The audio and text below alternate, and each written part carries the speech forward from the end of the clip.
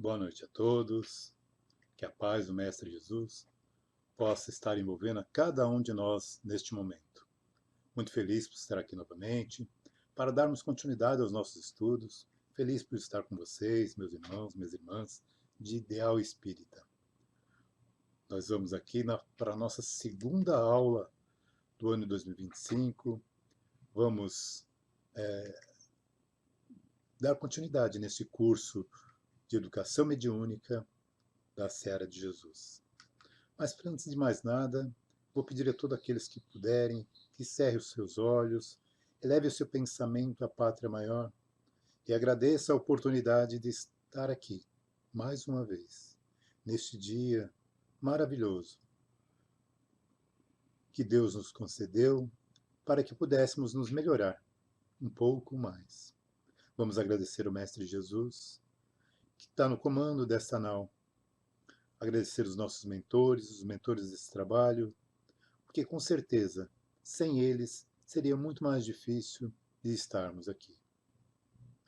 Mas acima de tudo, sempre vamos agradecer ao Pai da Vida por mais essa oportunidade. Que assim seja, graças a Deus. Muito bem. Hoje, dando continuidade aos nossos estudos, nós vamos falar do livro de Martins Peralva, Estudando a Mediunidade. O nosso estudo de hoje tem base no 19º capítulo desse livro. E esse capítulo também trabalhou o capítulo 14 do livro Nos Domínios da Mediunidade, assim como a aula anterior, que a Dorinha nos trouxe aqui a semana passada, também trabalhou esse capítulo. Então, algumas das histórias, dos personagens que os senhores irão ouvir aqui hoje, já foram tratados, a história já foi contada na semana passada pela nossa amiga Dora. Eu espero, assim, não ficar muito repetitivo nessa história. Apesar que eu procurei fazer uma forma diferente da gente trabalhar esse tema de hoje. Então, vamos lá. Aproveitando desse livro, eu vou pedir para fazer uma propaganda dele, né? Porque como é um livro que é baseado nos domínios da mediunidade, lá de André Luiz, psicografado por Chico Xavier, ele é uma obra para a gente estudar, uma obra rica, né, na exploração do tema da mediunidade nos seus 46 capítulos. Então é interessante que todos adquiram, né? Por que a gente tem que ler esse tipo de livro? Porque facilita a nossa compreensão. Porque muitas vezes os livros de André Luiz, eles são um pouco difíceis de compreensão. Mas aí quando pega esses estudiosos, como Martins Peralva, que ele vai trabalhar capítulo a capítulo, fica mais fácil da gente entender. Então, muito interessante. Então, o conteúdo é muito abrangente desse livro, Estudando a Mediunidade. Ele vai abordar o tema mediunidade com Jesus e sem Jesus, obsessões, clarividências, sonho, desencarnação. É muito amplo o trabalho desse nosso irmão Martins Peralva. E para quem que é essa leitura, né? É indispensável para todos, para os iniciantes, praticantes da doutrina espírita, aqueles que buscam entender melhor um pouco o intercâmbio espiritual. Necessariamente precisa ser espírita para ler? Não. Basta ser uma pessoa que queira entender como funciona o outro lado da vida, não é verdade? E o nosso capítulo tem por tema Estranha Obsessão. E aí a gente já começa aqui com uma coisa interessante, né? O que vem a ser, então, obsessão? O que é obsessão? Antes da gente entrar nos valores ali que temos, que trabalha no livro, das histórias, o que vem a ser obsessão? Aí nós vamos procurar lá no livro dos médiuns e vamos encontrar lá na questão 237, Kardec e os espíritos colocam assim: é o domínio que alguns espíritos logram adquirir sobre certas pessoas. Nunca é praticada senão pelos espíritos inferiores, que procuram dominar. Vocês viram que eu coloquei em negrito espíritos inferiores? Porque nós temos que saber também o que vem a ser o espírito inferior. Aqueles que estão começando a doutrina espírita, vocês vão ouvir muito essas palavras, espíritos inferiores, obsessão. Então é importante procurar entender o que cada um deles diz. Então, nós vamos ver o que vem a ser o espírito inferior. Mas aí, o estudo da obsessão ele é fundamental pois ele é um fenômeno assim que acontece no dia a dia do ser humano, dos médios. Então é importante a gente conhecer essa questão da obsessão, porque conhecendo as coisas a gente consegue nos colocar assim com um pouco mais de, como eu posso chamar, teremos mais coisas para nos defender. O conhecimento nos defende desses espíritos inferiores que querem nos dominar, porque nós temos o conhecimento. Jesus já dizia: conhecereis a verdade e a verdade vos libertará. Vamos pensar nisso. Então, mas aí o que vem a ser então os espíritos inferiores? Né? Quem são os espíritos inferiores? Como é que nós vamos descobrir quem são essas pessoas? E aí a gente recorre à obra básica da doutrina espírita, o Livro dos Espíritos. Nós vamos lá nas questões de 100 a 113, e onde nós vamos encontrar a resposta para esse questionamento. Pois ali a gente vai ter ali a escala espírita, né, onde Kardec classificou os tipos de espíritos em 3 grandes ordens e subdivididas em 10 classes. E isso é só por uma questão didática, né? Porque se for analisar corretamente, nós vamos ver que ali estão essas classes de espíritos estão ali muito mescladas em todas as classes. Quer dizer, em todas não, né? Exceto uma, que nós vamos ver qual é já já. Então vamos ver quais são essas classes de espíritos, quais são essas ordens de espíritos. Então vamos começar pela terceira ordem. Né? Terceira ordem, espíritos imperfeitos. Eles têm como que eles são? A predominância da matéria sobre o espírito, propensão para o mal, ignorância, orgulho, egoísmo e todas as paixões que lhes são consequentes. Essa é a questão 101. Então, por aqui nós já tiramos uma ideia, né? Esses espíritos imperfeitos poderiam ser espíritos inferiores. Vocês não concordam comigo? Mas vamos ver as suas classes, as 5 classes de espíritos que temos nessa ordem. A 10ª classe, espíritos impuros.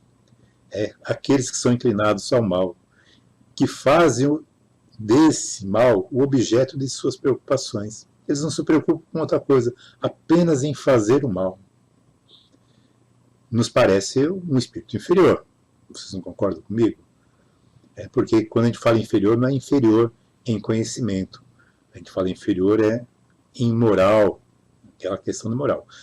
Olha, aqui eu só estou trazendo só alguns trechinhos da definição desses espíritos. Porque se vocês forem lá, vocês irão olhar lá na literatura e vocês vão ver que Kardec ele traz muito mais informação. Então é importante isso. Aqui a gente só dá uma pincelada aguça para que vocês queiram conhecer mais e vocês vão lá buscar informação nos livros. Vão buscar informação, vão ler, vão contestar algumas coisas que a gente possa dizer aqui. Isso não tem problema nenhum. A finalidade nossa é justamente essa, é despertar em vocês a vontade de conhecimento. Aí vocês vão conhecer e se alguma coisa que nós dissermos vocês não concordarem, a gente senta, conversa e se a gente estiver errado, ótimo, que maravilha, vamos aprender mais uma coisa, porque a vida é assim, a gente ensina aquilo que a gente já sabe um pouquinho e aprende aquilo que a gente não sabe ainda. Não é verdade? A 9ª classe dos espíritos, os espíritos levianos, né? Eles são ignorantes, maliciosos, irrefletidos e zombeteiros. Gostam de brincar com a gente. E aí a gente fala essa classe tanto no espírito encarnado como no espírito desencarnado também. Então, dá para a gente lembrar de algumas pessoas que são dessa forma. A 8ª classe, espíritos pseudo-sábios. Eles se dispõem de bastante conhecimento, né? Conhecem muita coisa, são pessoas que estão sempre estudando, espíritos estão sempre ali querendo se tornar mais conhecedor, mas que, na verdade, o que eles fazem é assim, eles pegam só o essencial, mas depois eles dizem para todos que eles conhecem de tudo, sabem tudo, e não sabem realmente. Né? A 7ª classe de espíritos são os espíritos neutros. Espíritos neutros, eles não são bons para fazerem o bem e não são maus para fazer o mal. Não fazem nada. E essa é uma classe de espírito que, segundo o Cortella, não é um bom lugar para a gente se colocar como neutros. Porque quando a gente é neutro, a gente é morno. E uma pessoa morna não vai para lugar nenhum. Não cresce, porque se nós formos um espírito mau, um dia nós vamos fazer tanta coisa errada, vamos receber tanta coisa errada também, que um dia a gente vai entender e falar assim, poxa, quanta coisa errada que eu fiz. Se eu sou um espírito neutro, que eu também não... para mim está tudo bem.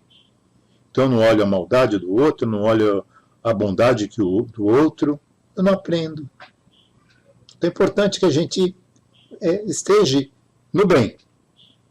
Mas se a gente não estiver no bem, o neutro é mais difícil a gente sair, porque a gente acha, tá tudo bem, para mim tá tudo bem. E a gente fica marcando passo muito tempo nessa neutralidade. A sexta classe de espíritos são aqueles espíritos batedores, perturbadores. Kardec costuma dizer que isso não é uma classe, né? Porque você vai encontrar esse tipo de espírito em todas as outras que ele já aqui já disse. Da sétima à décima vai ter esse tipo de espírito. Então não é bem uma classe, porque está ali mesclado em tudo. Então essa é a terceira ordem de espíritos, aqueles espíritos imperfeitos, que nós podemos dizer os espíritos inferiores. Porque a segunda ordem dos espíritos são os bons espíritos. Opa, se são bons espíritos, será que existem espíritos que são aqui inferiores? O que vocês acham? A gente não sabe. Se a gente comparar os espíritos dessa segunda ordem com os espíritos da primeira ordem, com certeza eles são inferiores em conhecimento e em moral também. Né? Mas vamos lá. Mas o que nós vamos ver é que aqueles que vêm nos fazer o mal, vamos ver se eles se encaixariam aqui. Predominância do espírito sobre a matéria. Desvejo do bem. Suas qualidades e poderes para o bem estão em relação com o grau de adiantamento que haja alcançados. Uns têm a ciência, outros a sabedoria e a bondade. Questão 107 do Livro dos Espíritos. E nessa segunda ordem nós temos 4 classes de espíritos. Quais seriam essas classes? A quinta classe, né? Espíritos benévolos. A bondade é neles a qualidade dominante. Apraz-lhes prestar serviço aos homens e protegê-los. Então nós temos muitos, né, espíritos benévolos. Aqueles que, os nossos espíritos protetores, né, que estão sempre conosco ali, querendo nos levar para um local, para um caminho reto, não deixando a gente fazer bobagem, dando sempre uma dica, olha, faz isso, faz aquilo, porque a gente ouve uma voz da consciência, e muitas vezes essa voz da consciência é o nosso espírito protetor que está ali, querendo nos colocar no caminho correto. A quarta classe, espíritos sábios. Distingue-se pela amplitude de seus conhecimentos. Preocupa-se menos com as questões morais do que com as questões de natureza científica, para as quais tem maior aptidão. Então, isso é muito comum na linhagem de cientistas. Porque é muito comum a gente conhecer cientista que está sempre ali querendo fazer o bem, porque está ali. Aquilo que ele está fazendo é para fazer o bem. Mas muitas vezes, para que ele faça esse bem, ele está longe da sua moral, né?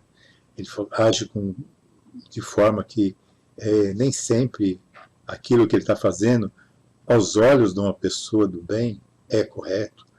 Aquelas coisas que a gente fala, muitas vezes precisa fazer teste em animais. Ele vai fazer, porque ele precisa... o conhecimento científico que precisa aflorar ali.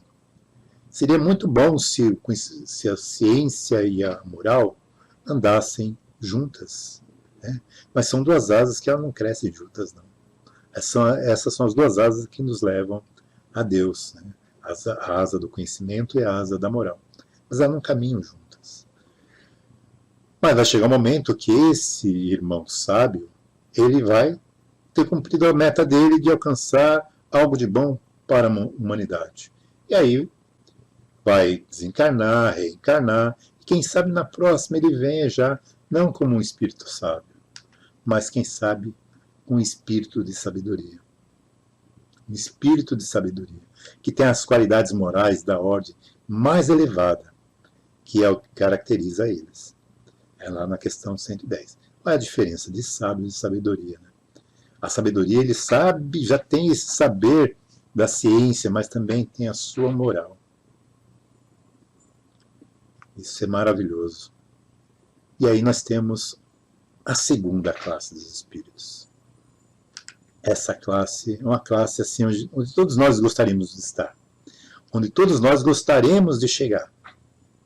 Espíritos superiores. Esses em si reúnem a ciência, a sabedoria e a bondade. Né? Os mais adiantados, eles já conhecem, já têm as qualidades morais. Né?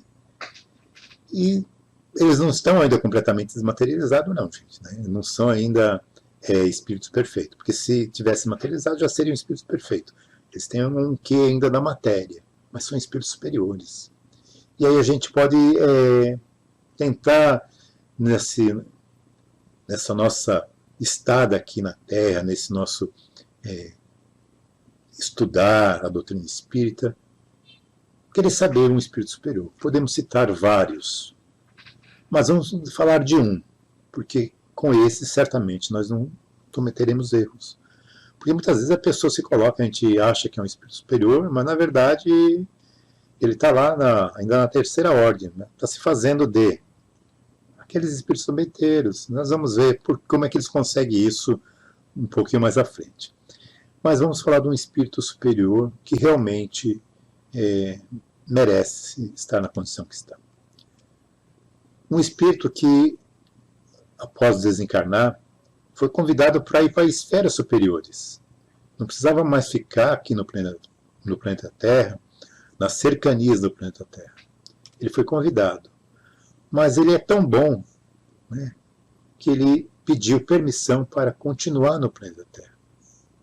Ele não quis ir para um mundo superior. De quem que eu estou falando? Muitos dos senhores já ouviram falar.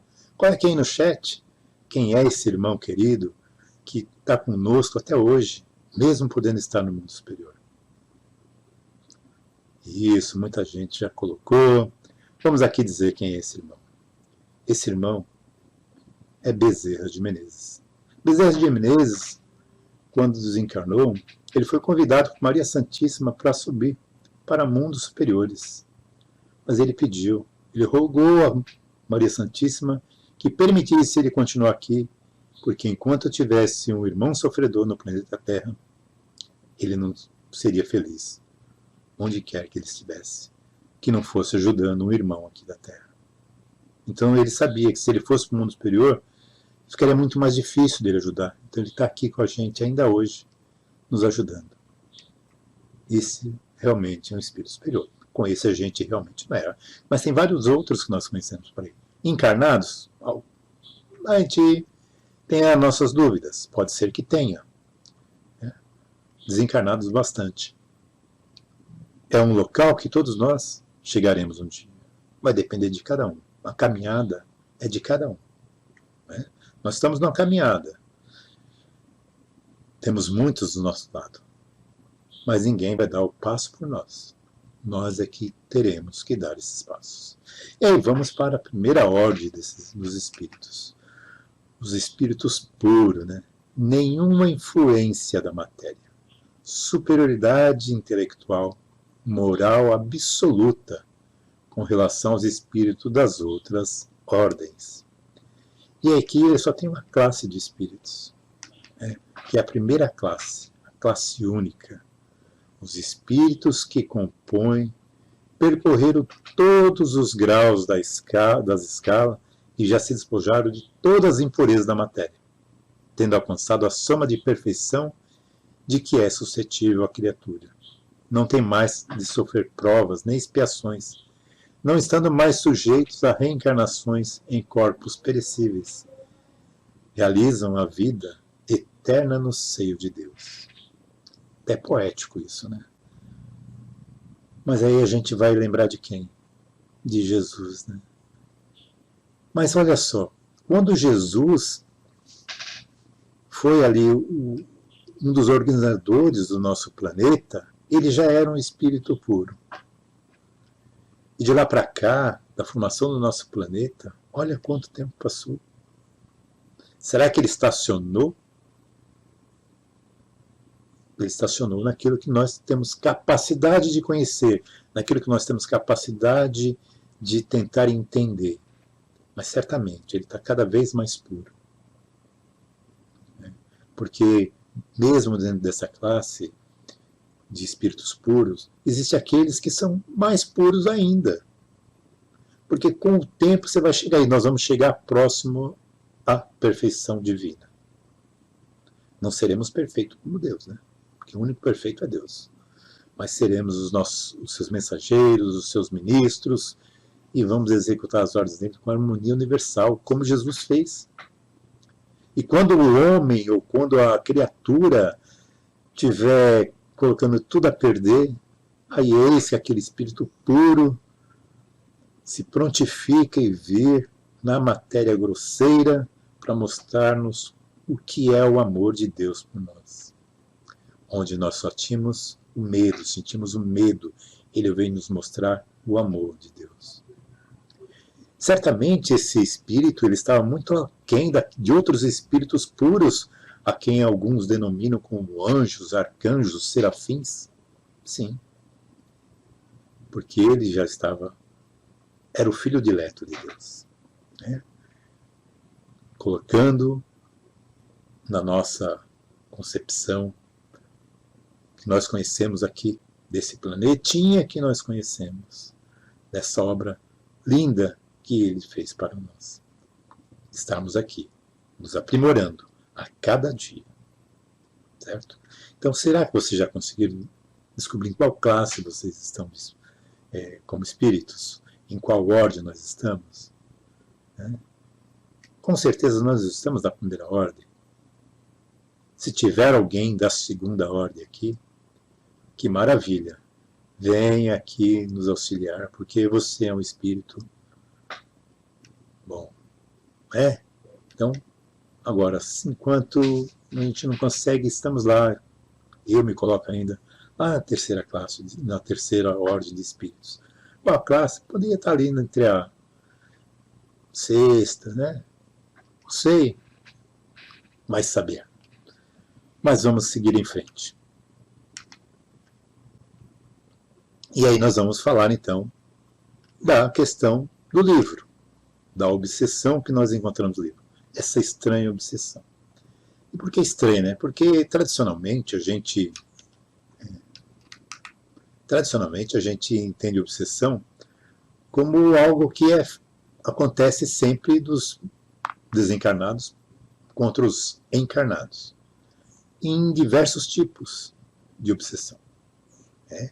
Três que a gente assim costuma estudar sempre, que é a obsessão simples, né? A fascinação e a subjugação. A gente vai encontrar essas definições lá nos livros dos médios, nas questões 237, os tipos de obsessão. E aí, cada uma delas, né, nós podemos ver o que é a obsessão simples. E aí, os espíritos, junto com Kardec, nos traz o seguinte, que dá-se a obsessão simples quando o espírito malfazejo se impõe a um médium, se imiscui a seu malgrado, mas nas comunicações que ele recebe, ou impede de comunicar com outros espíritos e se apresenta em lugar dos que são evocados. E aqui Kardec coloca só do médium, mas será que essa obsessão é só para o médium? Não. É que o médium está ali no contato, vamos falar assim, mais direto com esses espíritos, né? Então é comum um espírito malfazejo se colocar, sei lá, você, naquela época de Kardec, ele fazia evocação de um espírito um pouquinho melhor, vinha um espírito inferior e dizia que era aquele, e tentava começar aquela obsessão simples ali, né? Se colocar no lugar do outro, tentar ali fazer com que aqueles que estavam ali, que aquele médico estava ali recebendo aquela comunicação com ele, ficasse ligado a ele, de alguma forma. Começava, às vezes, até fazer com a pessoa passar mal. Né? Mas é algo que os médios conseguem tirar de letra, porque é muito fácil de conhecer isso. Né? Para o médio que já está no trabalho, fica muito mais fácil. A fascinação. Essa é uma difícil, né? Porque se o médio deixar passar essa obsessão simples, uma obsessão simples, um espírito malfazejo vai lá, diz que é Bezerra de Menezes, ele não está fazendo mal nenhum, mas ele está ali, sempre te intuindo de alguma forma, e você vai entrando na onda dele, e daí um pouco você está fascinado por esse irmão. Tudo que ele diz é a pura verdade. Aí ele chega para você e fala assim, olha, eu não sou Bezerra de Menezes. Eu sou Zequinha da Silva. E esse Zequinha da Silva é muito mais inteligente que todos os outros. E você é prova disso. E você está tão fascinado com tudo aquilo que ele te trouxe, né, com todo aquele preparo que ele fez, que para você tudo aquilo é verdadeiro. Você não se dá conta de que ele está te manipulando. Né? E aí, essas coisas acabam muitas vezes com trabalhos em casas espíritas. A fascinação é terrível, porque o dirigente fala para o médico, fala, olha, presta atenção, analisa, pronto, já tem briga. Não, porque você está com ciúmes, porque eu dou passividade para fulano, você não dá, sabe essas coisas? E isso é muito ruim. Então a fascinação é difícil, porque o médium está sempre consciente. Nas outras obsessões, a gente vê que o médium nem está ciente de que, mas nessa, ele tem ciência que aquilo pode ser, mas ele não acredita. Ele não acredita. E a outra, a subjugação, essa daí vai fazer com que o médium se paralise, né? Fica paralisado. Tudo é por conta do espírito. Ele é capaz de fazer o médium ficar numa situação assim terrível, de colocar ele da forma como ele quiser, como se fosse um animal que ele conseguisse domar. É muito terrível. E difícil da gente tratar também. Né? Muito difícil. E como é que faz para fazer? Como é que a gente consegue isso daí? Né? Como é que se larga uma obsessão? Como é que se deixa um espírito embora? Muito trabalho. Trabalho espiritual da equipe, trabalho do próprio médium. Tem todo algo que nós vamos dizer em outras aulas, todo um trabalho muito meticuloso para a gente conseguir fazer com que um espírito que está ali subjugando ou que está ali fascinando o irmão, deixe-o ir embora. Porque tem sempre motivo, né? E aí, a nossa querida Sueli Caldas Schubert e o nosso querido irmão Manuel Filomeno de Miranda, no livro Nos Bastidores da Obsessão, e a Sueli Caldas Schubert na Obsessão e Desobsessão. Eles colocam, sim, as várias expressões do mesmo problema, né? As várias expressões da obsessão. Então ele coloca lá que tem obsessão de encarnado para encarnado, né? Nós temos muitas obsessões de encarnado para encarnado. De desencarnado para desencarnado, de encarnado para desencarnado, que vai ser o caso que nós vamos falar aqui hoje, de desencarnado para encarnado, que é o mais comum, do desencarnado para o encarnado. Né? É mais comum do que o do encarnado para o desencarnado, porque eu acho que o mais comum mesmo, assim, que a gente tem todo dia, é do encarnado para o encarnado. E aí vem lá a obsessão recíproca, que pode ser tanto de encarnado para encarnado, desencarnado para encarnado e encarnado para desencarnado. Né? Não importa, é uma obsessão de mão dupla, vamos colocar assim. E tem a auto-obsessão, que aí muitas vezes o homem se auto-obsedia, porque ele acha assim, que não serve para nada, não presta para nada. E por aí vai, começa a se fazer, começa essa auto-obsessão, e daí um pouco ele já está sendo obsediado, porque o pensamento dele vai atrair iguais para ele, né? Então, mas vamos lá. Por que que é chamada estranha obsessão? Por que que o Martins Peralva vai colocar assim? Vocês se lembram na aula passada que Abelardo, né, aquele cooperador, vai lá pedir apoio daquela comitiva onde estava o André Luiz, o Aulos, pedir apoio para tratar de um irmãozinho. Então nós vamos ver. A gente sabe que comumente os espíritos, eles influem na nossa vida. Então, esta obsessão, as obsessões mais comuns são aquelas do desencarnado para o encarnado. Tanto é que quando o Kardec perguntou para os espíritos da codificação se os espíritos influem nos nossos pensamentos, nos nossos atos, eles responderam categóricos. Muito mais do que imagineis. Na maioria das vezes são eles que vos dirigem. Está lá na questão 459.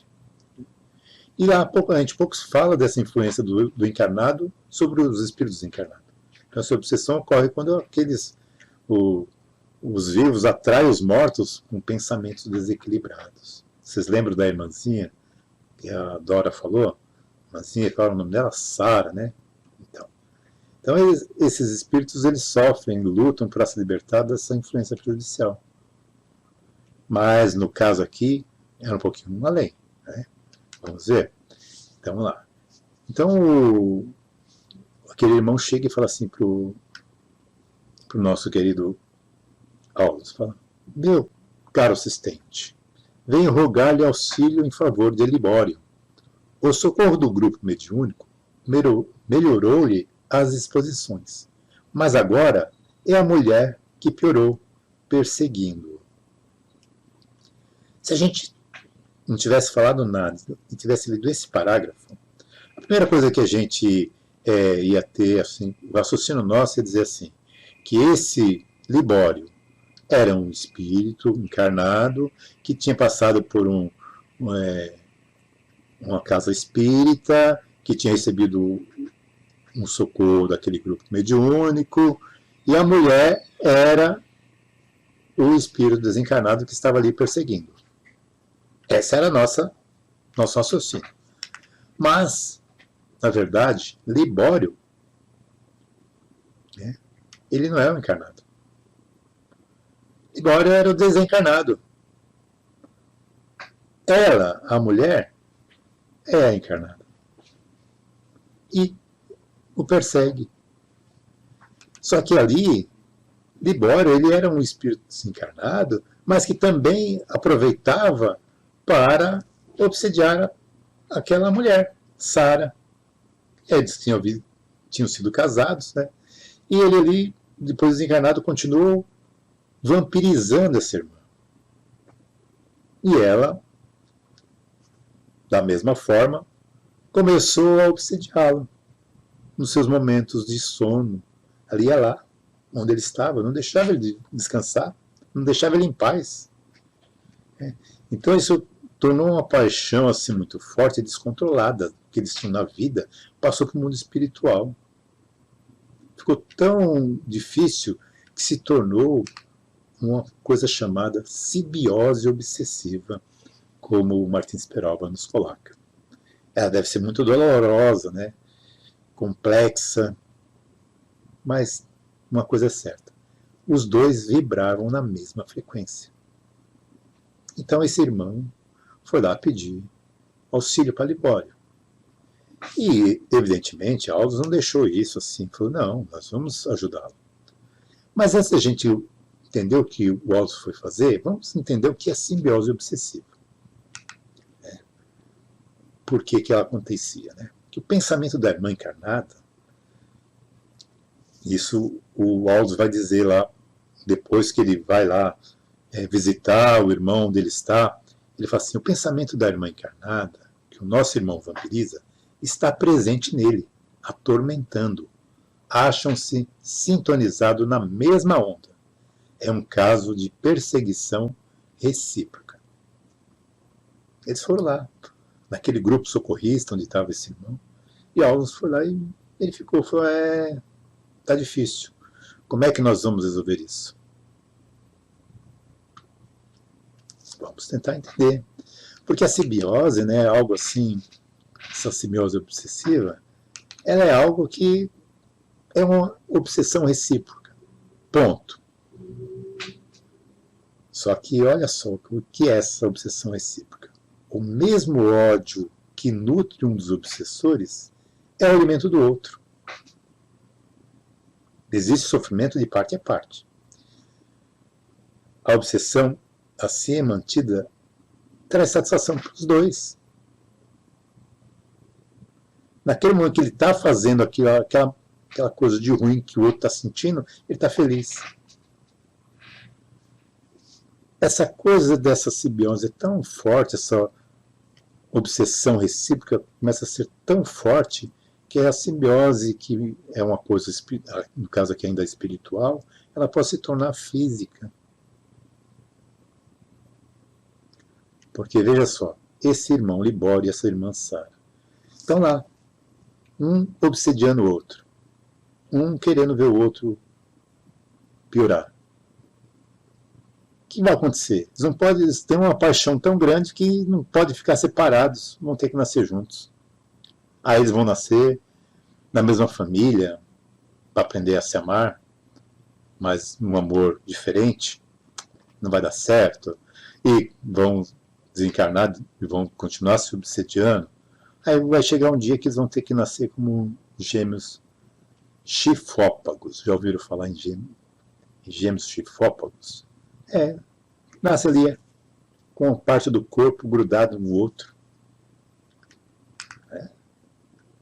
Nesse livro do Dr. Ricardo de Bernardi, Gestação, tem um capítulo que fala desses gêmeos chifópagos. Então, é muito interessante que ele vem trabalhar, tem um artigo dele também que está nesse link, ele trabalha no seguinte sentido: muitos desses que nascem nessa formação são espíritos que estavam ali em simbiose, já obsessiva há muitos anos, então chega o momento deles realmente estarem juntos, um depender do outro, porque muitas vezes eles nascem grudados por uma parte do corpo, ou próximo à cabeça, ou próximo ao abdômen, ou pelas costas. Em alguns casos é possível a separação, em outros não é possível, né? E tem que viver assim. Tem um caso de umas irmãs, elas são, acho que, britânicas, que inclusive, há um tempo atrás, uma resolveu casar. Então elas dependem uma da outra, elas são dois espíritos usando cada um a sua parte do corpo. Mas ali dois espíritos. Mas onde é a morada do espírito? É o cérebro, né? Então o cérebro realmente é importante. Mas vamos dar continuidade. Então, nessa simbiose obsessiva. Então, se alguém quiser saber mais sobre isso, leia esse livro do nosso Ricardo de Bernardi, ou leiam lá o artigo que ele tem naquele link, para ser mais. Kardec pergunta no Livro dos Espíritos, na questão 212, justamente sobre esse caso. Esse caso não, sobre um caso parecido. Ele diz assim: há dois espíritos, ou, por outra, duas almas nas crianças cujos corpos nascem ligados, tendo comuns alguns órgãos? Aí ele diz que sim, mas a semelhança entre eles é tal que faz com que vos pareçam um só espírito. Mas na verdade são dois espíritos. Aí por quê? Então isso é uma coisa que a gente precisava estudar. Se a gente fosse falar dessa questão da simbiose, dessa forma dos chifópagos, daria sempre a gente ficar, olha, dias e dias conversando sobre isso. porque a gente ia se preparar para isso, cada um ia trazer um material, porque o gostoso da gente estudar livro é isso, gente. Cada um lê aquele material que está sendo estudado e vai buscar informações.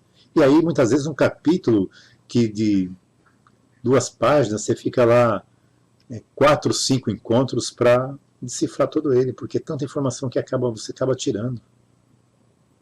A doutrina é linda nisso. Hoje nós estamos aqui nessa aula online, mas o dia que vocês tiverem a oportunidade de criar grupos para estudar livros, é excelente, é lindo, é maravilhoso. Façam isso, né? Eu apoio vocês. E aí, como é que a gente faz para resolver tudo isso? Será que basta o passe, o tratamento espiritual, água fluidificada, o evangelho no lar, para curar uma obsessão? Não, né? Precisa disso e muito mais. Porque aquela mulher, Sara, né, ela estava doente, porque ela estava sendo vampirizada pelo Libório. Então ela procurou um grupo mediúnico, ela começou um trabalho, fazer um tratamento espiritual, e era tudo muito lindo. Quando ela chegava lá, passava pelo tratamento, ela saía dali bem. Só que ela mesma sabotava os esforços de cura que tinha, que os irmãos estavam colocando. Porque quando ela chegava em casa, ela já começava a pensar na falta que ele fazia. Poxa, foi embora, me deixou aqui. E aí, tanto nas coisas positivas como nas coisas negativas. E no momento que ela dormia, então, aí ela ia atormentar Libório mentalmente. Porque quando nós dormimos, o que acontece com o espírito? Será que o espírito fica lá dormindo do lado? Diz que alguns ficam lá, porque tem medo de deixar o corpo, né? Fica lá, e no outro dia o corpo acorda muito quebrado, né? Porque o espírito não saiu para o corpo descansar. Porque o corpo precisa descansar, o espírito não. Então acontecia isso com ela. E como é que a gente faz isso? A gente coloca lá que o passe, o tratamento espiritual, o fluidificado, o evangelho, é muito importante. Mas não terá efeito desejado se o assistido não demonstrar vontade, ou seja, tem que mudar de hábitos, perseverança, jamais se entregar, porque como nossa irmã estava ali nessa questão de ir lá fazer o tratamento, voltava, tinha uma recaída, né? Então ela tinha que perseverar sempre, eu quero sair disso. Ela tinha que ser alertada do que estava acontecendo, para que ela pudesse tomar um posicionamento e falar assim, eu preciso sair disso. Então ela teve que ter vontade e perseverança e, acima de tudo, a fé. Né?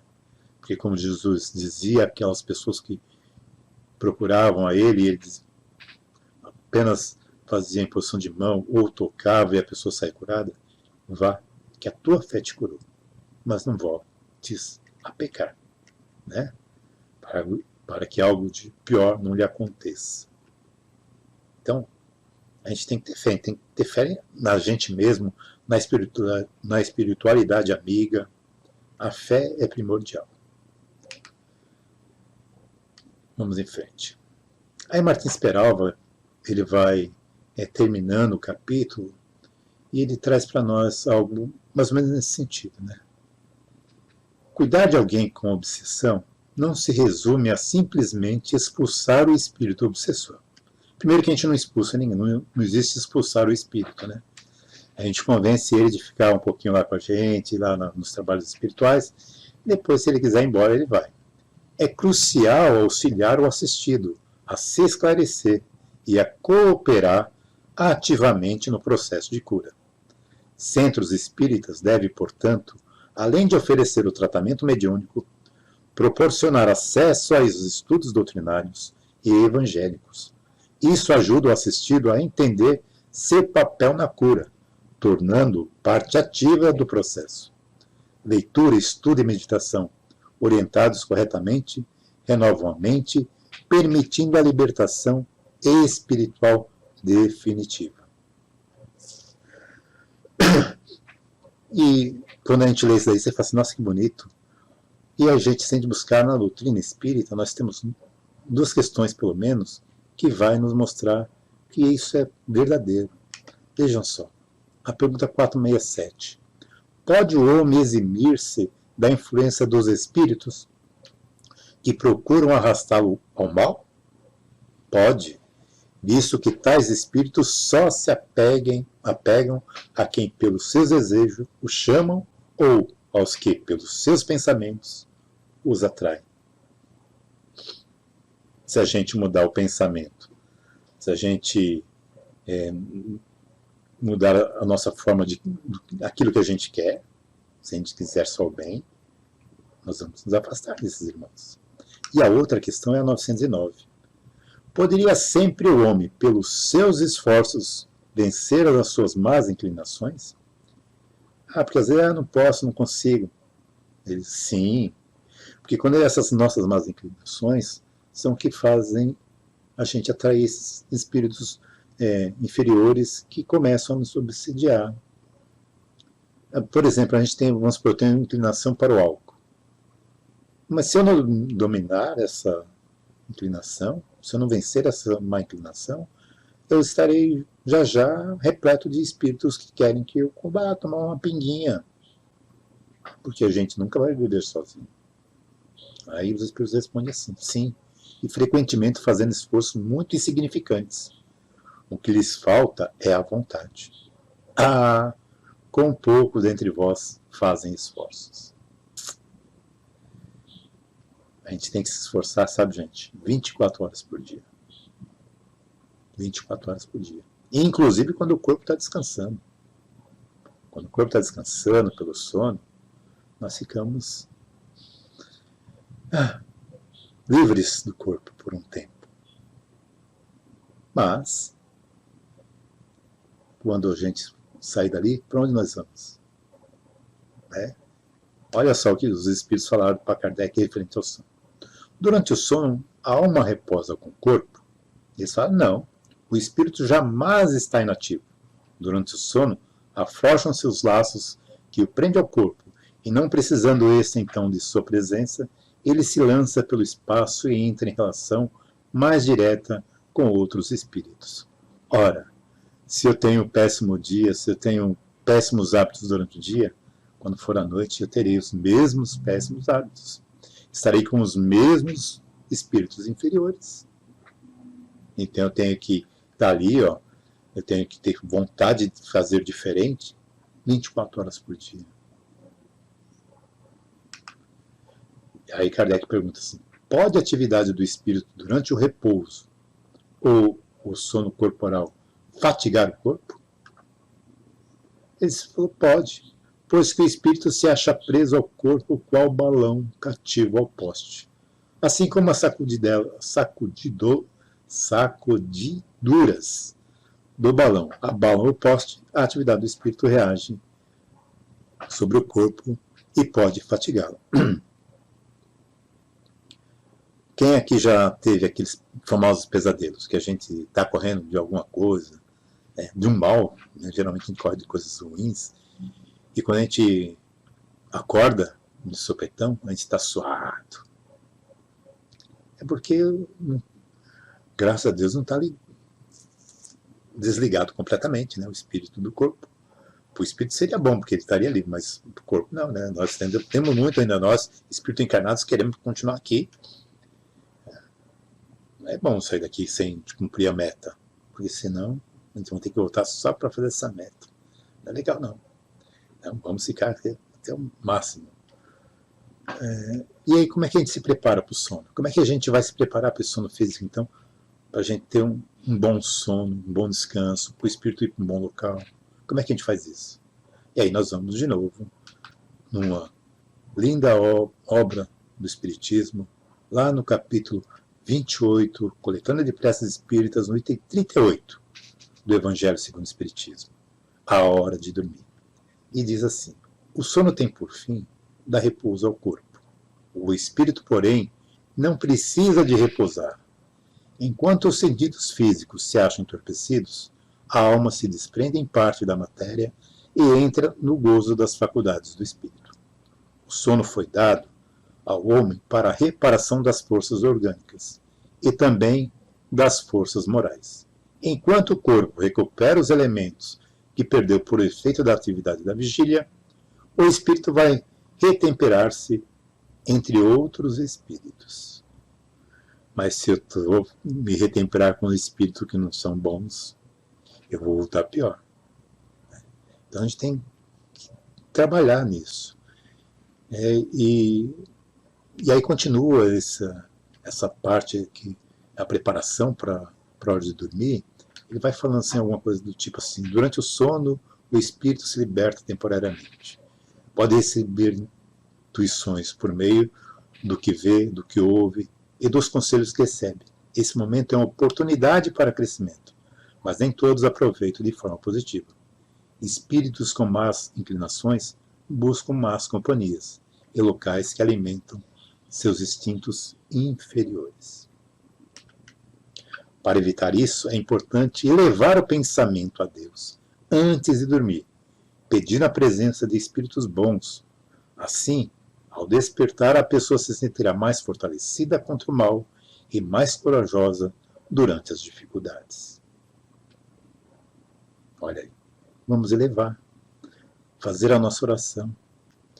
Não vamos apenas deitar e dormir. Não, vamos fazer um preparo antes. Vamos deixar o celular do lado, 10 minutos antes. Vamos sentar, vamos relembrar o nosso dia, o que nós fizemos de errado, o que podemos mudar para o dia seguinte. E aí, naquele momento, nós vamos dormir aonde eu gostaria de estar. Aonde eu gostaria, com quem eu gostaria de estar. Ah, eu quero estar com meu pai ou com minha mãe, mas será que isso é bom? Eu quero estar em onde for possível eu fazer o bem. Vamos nos colocar à disposição, como se colocou a nossa querida Celina, que também está nessa história, que era lá esposa do nosso irmão que foi lá pedir ajuda para Libório.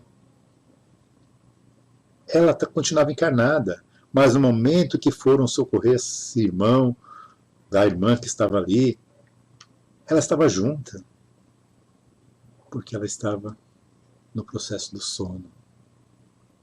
Então vamos nos colocar à disposição para isso.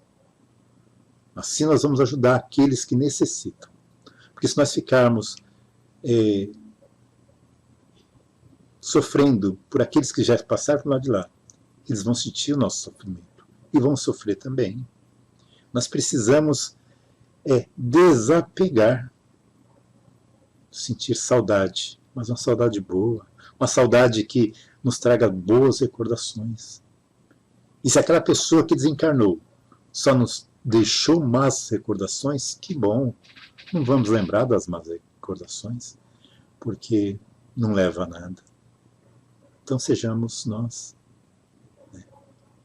E vamos tentar fazer as pazes com todos aqueles que estão à nossa volta, porque senão vai ficar difícil. Para que a gente possa terminar a nossa aula, eu vou deixar para vocês uma pergunta, mas é uma pergunta que não tem certo, não tem errado. Tá? Com base naquilo que nós conversamos hoje, no material que foi disponibilizado para vocês no Google Sala de Aula, vocês façam uma reflexão sobre essa pergunta. Como devemos agir de forma a não prejudicarmos os entes queridos que já partiram para o plano espiritual? Lembre-se, como nós devemos agir. Sempre nós. Porque tudo tem que começar conosco. Ninguém muda ninguém. Só pode mudar a si mesmo. Tenham todos uma ótima noite, uma ótima semana e até a próxima vez. Muita paz a todos e que Jesus nos abençoe, hoje, agora e sempre. Graças a Deus.